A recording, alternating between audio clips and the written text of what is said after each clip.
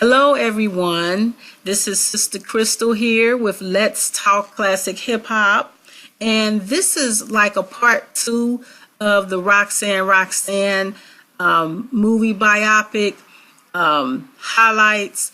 I apologize, it took me a little longer than I would like to do a follow-up to my first video with regard to this movie, but as of right now, it's been a little over 2 weeks since the movie has been out on Netflix, so I know a lot more people have gotten the chance to watch the movie, and so you can better follow along with the different issues that I will touch on that the movie kind of highlighted. And actually the movie, without giving out any spoilers, even though, and I'm going to give the disclaimer, even though the movie has been out more than 2 weeks, I still don't feel the need to give spoilers as if everybody has seen it. I know a lot of people have seen it, but not, it's not like everyone, which I guess that's impossible for any movie. But I would just like to engage interest. If you haven't seen the movie already, please take the time and watch it. I think it's a very good biopic, and I think part of the reason that it's good is because it's one of the few biopics at least on someone in hip hop, of someone that's still alive and out here that can really give input. Now, nothing against the other biopics. The main one was the Tupac movie that came out last year. That was based on a true story, and Tupac is forever missed, and he is also listed in a lot of people's list of one of the greatest in hip hop ever. But I appreciate a movie like this that highlights a woman, because oftentimes women have been left out in the discussion of being a hip hop pioneer or a hip hop great. And Roxanne Shante is definitely one of those hip hop pioneers that should be celebrated and should be highlighted and included in these hip hop discussions about the hip hop pioneers of especially what has evolved, I would say, into hip hop as it is today. So so I said all that, and I just wanted to show, here's Roxanne Shante at the premiere of this movie. And actually, the movie has been out for a little over a year. It premiered over a year ago at the Sundance Film Festival. Sundance Film Festival. It premiered, I think it was in January of 2017. And from there, now it's on Netflix. Roxanne Shante, as you see on the screen right here, she is an executive producer of the movie, which covered a whole lot of themes. And part of what it covers, in addition to showing some of her early battle rap days, it shows homelessness. It deals with child abuse. It deals with the shady music business in the early days of rap, where they really wasn't sure if rap was going to stick around for 5 or 10 years, if that. I remember back in the day, and I want to say the movie goes from the early 1980s to the late 1980s, and I'm old enough to remember when the discussion about hip-hop and rap was centered around, is it real music? Is it a fad? How long will it be around? And there were even a lot of quote-unquote old school or older musicians that absolutely hated rap because they felt that it was putting musicians out of business because you didn't have to necessarily play an instrument in order to do hip hop. Now, fast forward many years later, and we're in 2018, not only are musicians still working, but hip hop has fully evolved from where it was at back in the late 1970s with the first record, or the first, I guess, credited record on wax, which is Rapper's Delight. I know that there were other rap records made before then, but that is considered the first hip-hop song that was pressed on wax and sold back in 1979. And it went on from there. And then you had Grandmaster Flash and the Furious Five. You had so many others, and I don't want to start naming them because I know I'm going to miss some, and I don't claim to be an expert. And that's, I just want to get a little disclaimer too.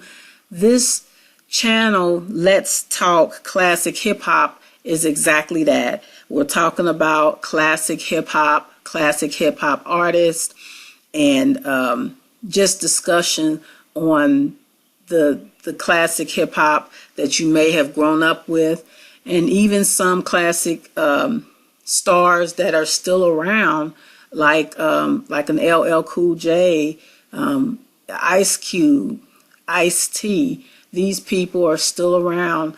Even for the women, Queen Latifah. Who else? Anyway, I can't name them all, but they're still around, and still they do music every once in a while. But these are some of the pioneers, along with Roxanne Shante, which, let me go here, I can't forget Pharrell Williams.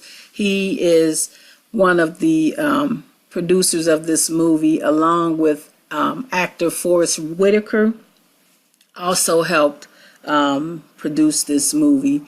And which leads me to the topic. The topic here is how the movie Roxanne highlights the importance of battle rap and freestyle, off the top of the head type rhyming, where it comes into play as to going into records and making full-length albums. So Roxanne Shante, and this is a scene from the movie, she is from the era right before they started making albums. So she came in right at the time when the industry started hearing about rap. They saw the success of records like Rapper's Delight, and Curtis Blow was another one.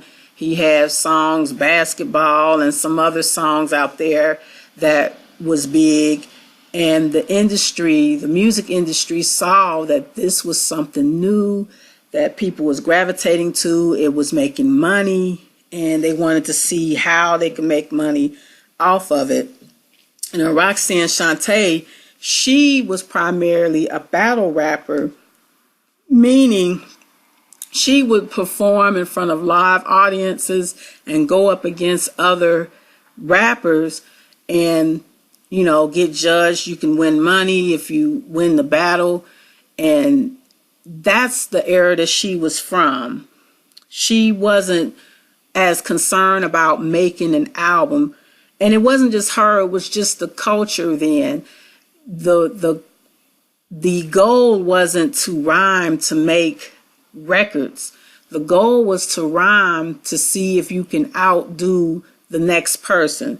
If you can say a wittier rhyme than your opponent in front of a live audience.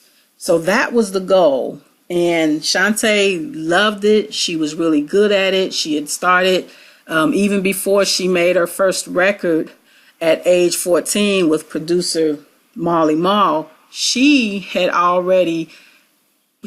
was already a big name from, I think she started at age 10 or 9 or 10 years old. So by the time she was 14, she'd already had a few years under her belt and was quickly becoming known as a great battle rapper, man, woman, or child. Like, she was just the best battle rapper. And I'm glad the way they wrote it in the movie was that she was the best battle rapper, period. I'm glad they didn't make it into she was the best female battle rapper, because there's nothing wrong with being a female or woman, but in our society, it's if you label it as just the best woman, it's like, okay, well, she's not better than a guy, she's just good for a woman. But this movie touched on the fact that she was good even at her young age with men, women, it didn't matter, and she would battle everybody, and she did. And I guess it seemed like she enjoyed it. Now here's a picture of her at 14. I guess that's after, I think this is a promotional picture or something for her battle with Sparky D right here, 1985. So again, this was pre-records, but they made a record. It's like a battle record with Roxanne Shante and Sparky D, and that was making the rounds then. Also, I don't know if I didn't mention, Roxanne Shante started by making the answer record to a popular record by UTFO called Roxanne Roxanne, which is what the movie is named after. And she was one of the first ones, Roxanne Shante, was one of the first ones to make an answer record called Roxanne's Revenge that was really kind of going at these guys and, kind of saying that, the advances wasn't working or what have you. But by her doing that, she'd opened the door for a lot of other artists to get in the industry, especially other women. And I'll touch on that in another video. But I'm trying to stay focused with pointing out what the small part that the movie had. Well, I shouldn't say small part. The movie did, I believe it did a great job of showing how much battle rapping was a big part of her life. She was able to make a little money from it, even though towards, like, in the middle part, you would see how the industry was changing and she wasn't getting paid for doing, her battle raps like she should. And it also kind of answers the question as to why she left the industry when she did. I believe she left when she was like 24, 25 years old, and just wasn't making any more records or anything like that. And here, okay, so this is from my personal collection with my, I'm so proud that I still have this magazine, but this was an article that they was talking about her new album. I think it was called Bad Sister. And just to say, she only had 2 albums, 2 full-length albums. That was all she did. And part of the reason of that is because her heart was truly in the battle rapping. And like on here, like on the bottom, this is so cute. It was saying, what does it say? Roxanne says her producer, Marley Marl, likes to aggravate her and make her angry, since the madder she is, the better her records sound. Now I get it, because she was truly a battle rapper at heart. And part of the article was she was talking about how she really did not enjoy the process of making a record in the studio. And that really sums up to me why she didn't make as many albums as you would think for as long as she's been around. And you have to understand that her, with Roxanne Shante being pre-albums. She was before people started rhyming to make a record and to make an album. What Marley Marl did was he would record her. She would rap off the top of her head, and he would record it, and he would turn around. And since he was a radio DJ working at a radio station, he would remix her records and put a bridge and all of that in it and turn her freestyles into a record.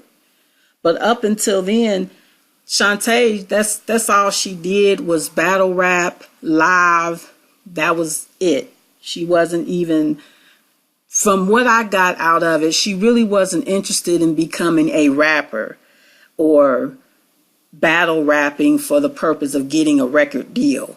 She just kind of fell into that because that's where it was going once the industry saw that it can make money off of rap and hip hop, and maybe hip hop was staying around a lot longer than they thought.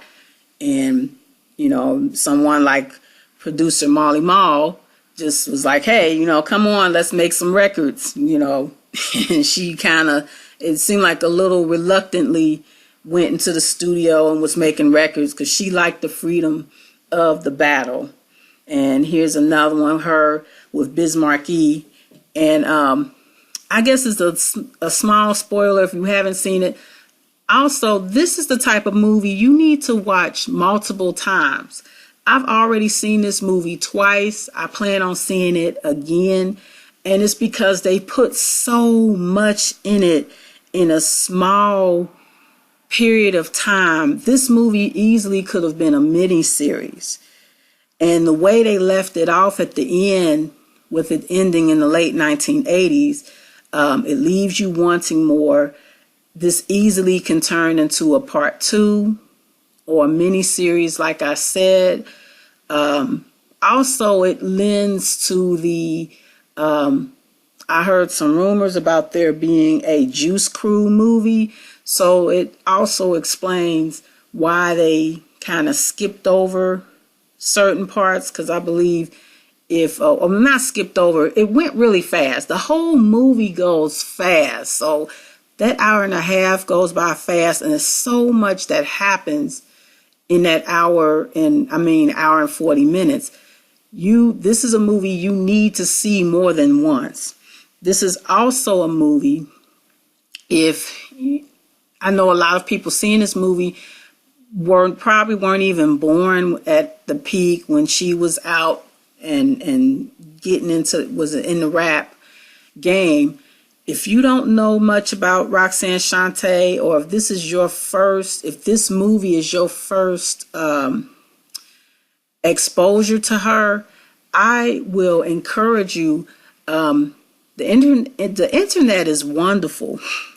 It can be a curse too, but the internet is wonderful, as in you can go on there and search for the battles and learn more about her history that as she was coming up in the battle rap scene, and you learn more about her. But she is somebody. And Biz Markie too, he's a pioneer also, and he helped her out when Shante kind of fell out with her producer Marley Marl. Let me go back up here. Yeah, they kind of had a little falling out. Now, by the time this picture was taken, I guess they made back up, but the movie shows they kind of fell out, and then that's when Biz Markie stepped up and helped her out with his beatboxing skills.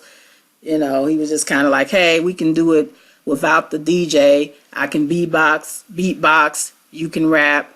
And so look that stuff up. But I just wanted to, and I'm going to wrap it up. I'm going to have to do another part because, and I appreciate you guys' patience and staying with me.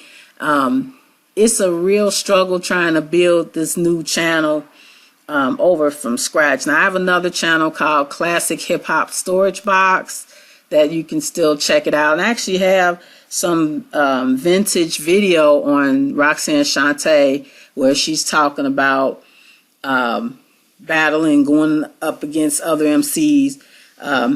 Check that out if you have time.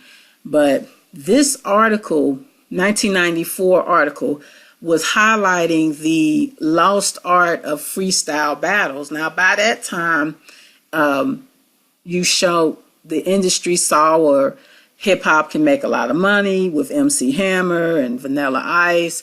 Whether you like them or not, they really took it to another level, on a level that no one had seen before, with endorsement deals and all that. Before that, when Roxanne Shante was coming up with her battle rapping, they never dreamed that hip hop would sell in millions and billions of dollars like it did. But anyway, this article was showing how we were slowly moving away from the art of freestyle, and how actually the freestyle battle is a way to help sharpen your skills. And it was what MCs did before there were records out.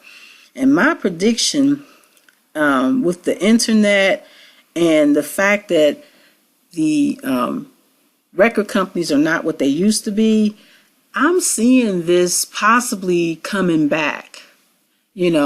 Now today with the internet, and that you can get so much information on somebody before you meet them, I understand it's not a true freestyle like it was back in when Roxanne Shante was doing the freestyle, but it still can be some elements of freestyle in it and going off the top of the head. But this is a popular style of rap that I think it's important to kind of, learn, just kind of, get your freestyle muscle up. Because I know a lot of these rappers, myself included, I had a brief little hip hop career, very brief. But if somebody would have come to me and asked for a freestyle, I'm like, nope, I don't do that.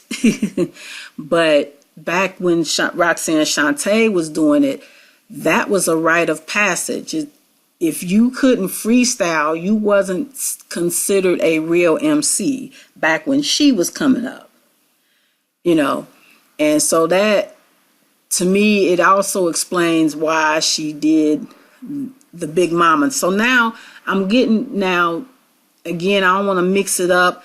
I'm gonna have to do another part 3 to this, because the movie only goes up to the late 1980s in her life. In fact, she hadn't even released her first album by the time the movie ends.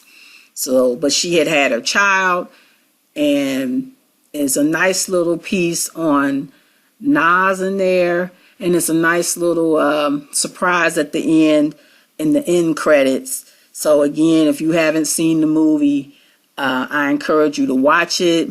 If you have, watch it again, because it's probably something that you missed. They put a whole lot in a small amount of time, and I really hope they do a part 2 or do something that will delve more into aspects of her life, including her battle rap and how she came up on the scene with that.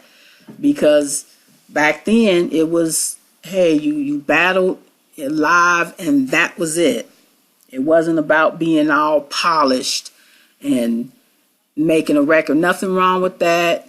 It's putting food on people's tables. But battle rap put food on people's tables too.